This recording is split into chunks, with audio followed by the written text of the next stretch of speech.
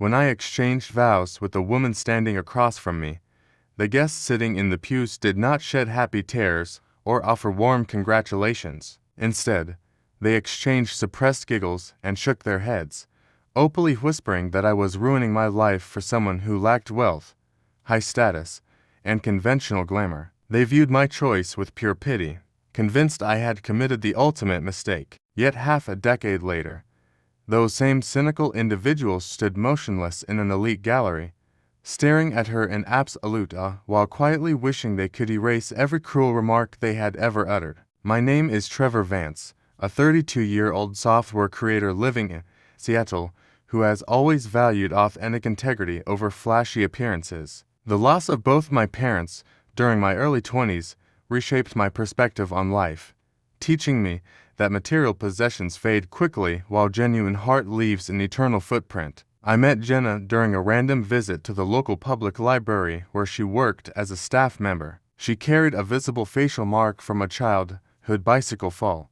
a small detail that caused shallow strangers to reject her, but her extraordinary warmth and quiet kindness immediately drew me in. Our bond deepened over endless conversations about classic literature, childhood memories, and personal hopes for the future. Walking her home through a heavy rainstorm one night, she admitted with a trembling voice that years of harsh teasing had convinced her she was unlovable. Hearing her raw vulnerability filled me with intense affection, making me realize how exceptionally rare her soul truly was. Within 3 months, we were inseparable, though my older sister Vanessa immediately expressed harsh disapproval, claiming a rising professional like me belonged with someone far more visually striking. The judgment spread rapidly beyond my family as my male coworkers openly laughed when I proudly displayed a photo of my new partner during lunch. Though their shallow reaction stung deeply, Jenna gently took my hand that evening and confessed she was long accustomed to being discarded based purely on outer looks.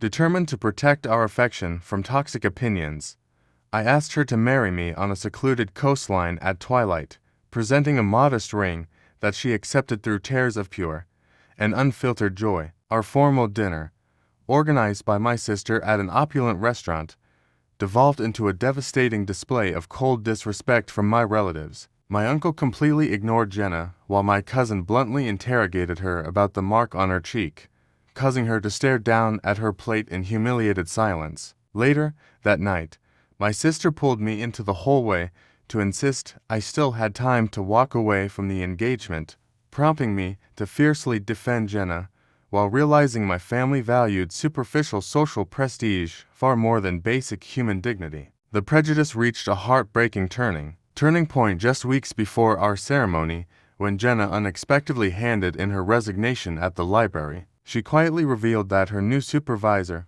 had subtly nudged her to resign because her facial mark did not align with the polished image he wanted at the main desk. Although rage surged through me and I demanded to report him, Jenna calmly restrained me, explaining that she refused to waste her precious spirit on narrow-minded people, demonstrating a regal resilience that made me adore her even more. On our wedding day, distant relatives and old acquaintances huddled in corners, exchanging sarcastic comments about why I was going through with the ceremony.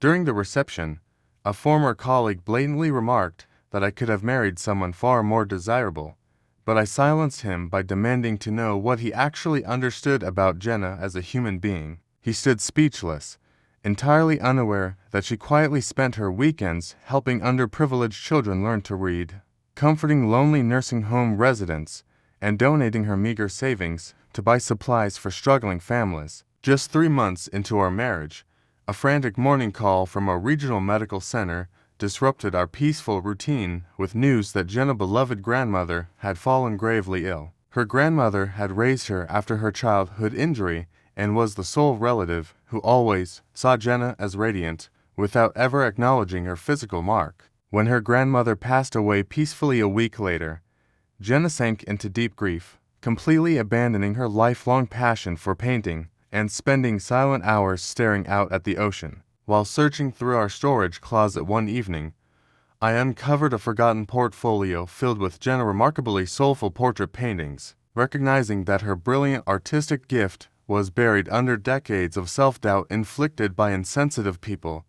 I secretly snapped photographs of her artwork and shared them across an online community for global art lovers. By the next morning, tens of thousands of art enthusiasts were sharing her work, leaving passionate comments praising her raw emotional depth and begging to purchase original pieces from this undiscovered master artist. Discovering the overwhelming international applause brought a genuine, luminous smile back to Jenna's face for the very first time since her deep loss. Local coffee shops soon requested to display her collection, and within months, a reputable gallery invited her to participate in a public exhibition. Despite her lingering anxiety, every single canvas she presented was purchased by emotional art collectors before the night ended, marking the exact moment she finally began recognizing her own worth through eyes of self-love rather than the harsh judgment of her former tormentors. Her rising fame eventually earned her a featured artist position on the prestigious Pacific Northwest Contemporary Art Gala,